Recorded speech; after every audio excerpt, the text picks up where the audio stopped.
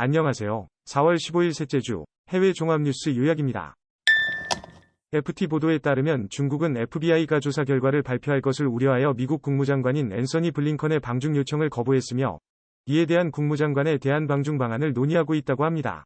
중국은 이전에 미국 국무장관의 중국 비핵심 방문 요청을 취소했고 이번 방문에 대한 결정은 아직 불투명하다는 4명의 관계자 인용입니다.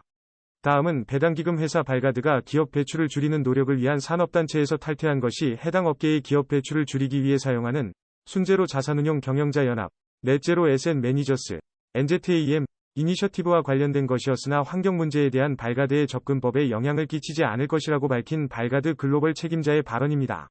다음은 앨런 머스크가 오픈AI와 경쟁할 AI 스타트업을 계획하고 있다는 파이낸셜 타임즈의 보도입니다. 또한 이 스타트업을 위한 연구원과 엔지니어 팀을 구성하고 있으며 엔비디아에서 새로운 프로젝트에 사용할 처리기 수천 대를 입수했다는 보도입니다. 이번 뉴스는 엔비디아의 주가를 상승시키는 계기가 되었습니다. 다음은 조 바이든 대통령이 재선을 놓을 것이라고 발언하면서 의회 출마 계획을 발표할 예정이라고 밝힌 뉴스입니다. 조 바이든 대통령은 곧 발표할 것이라며 저의 계획은 출마하는 것입니다. 라고 말했습니다. 추측으로는 조 바이든 대통령은 미국의 코로나19 대응과 인프라 개선 등을 목표로 하며 원래대로 2024년 미 대선에서 공화당 전 대통령 도널드 트럼프와 맞서는 것이 예상됩니다. 다음은 아르헨티나의 뉴스입니다. 아르헨티나의 월별 인플레이션은 3월에 7.7%로 전년 동월 대비 6.5% 상승하여 전년 대비 110%의 인플레이션을 예상하고 있습니다. 이는 상당한 물가 상승으로 인해 노후 대상자들에게 일상적인 물품 구입조차 어려움을 초래하고 있습니다. 따라서 연금수급자를 위해서 정부는 15,000페소, 67달러를 추가 지급하겠다고 발표하였으나 전문가들은 이 금액이 충분하지 않다고 말하고 있습니다.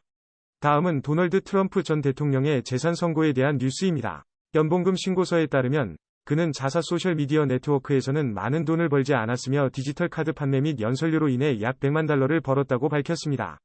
다음은 브라질과 트위터 간의 학교 폭력 게시글에 대한 논란입니다. 트위터는 브라질 정부로부터의 게시물과 계정 삭제 요청에 대해 처음에는 반대했지만 이후 일부 마감했습니다. 그러나 아직 트위터가 정부의 요구사항을 충족시킬지 여부는 불분명합니다. 다음은 스리랑카 채권자들이 정부에 새로운 채무 개선 제안서를 보내기 시작했다는 뉴스입니다. 이는 1년 전에 채무 미이행 문제로 국가가 채무 불이행 사태를 당한 후 채무자들이 최초로 본 제안서를 전송한 것입니다. 캐리비언 스리랑카 채무자위원회 대변인은 코멘트를 거부했으며 정부 측의 대변인들의 답변을 기다리고 있다고 합니다. 다음은 바이든 대통령 고위직 관리들과 사우디 왕세자와의 건설적인 회담 이후 발생한 예멘 조치에 대한 백악관의 주장입니다. 미국 측은 예멘에서의 외교적 해결책에 대한 진전을 환영하며 사우디 유럽연합 플러스 가월급을 줄이기로 한 중요한 상황에 대해서는 언급하지 않았습니다. 매체에 대한 정보 수정 및 대치 침묵의 발언으로 시작해서 이 두 가지 정례 이외의 심층 분석을 제외한 정보를 제공합니다. 그럼 이번 주 요약을 마칩니다. 감사합니다.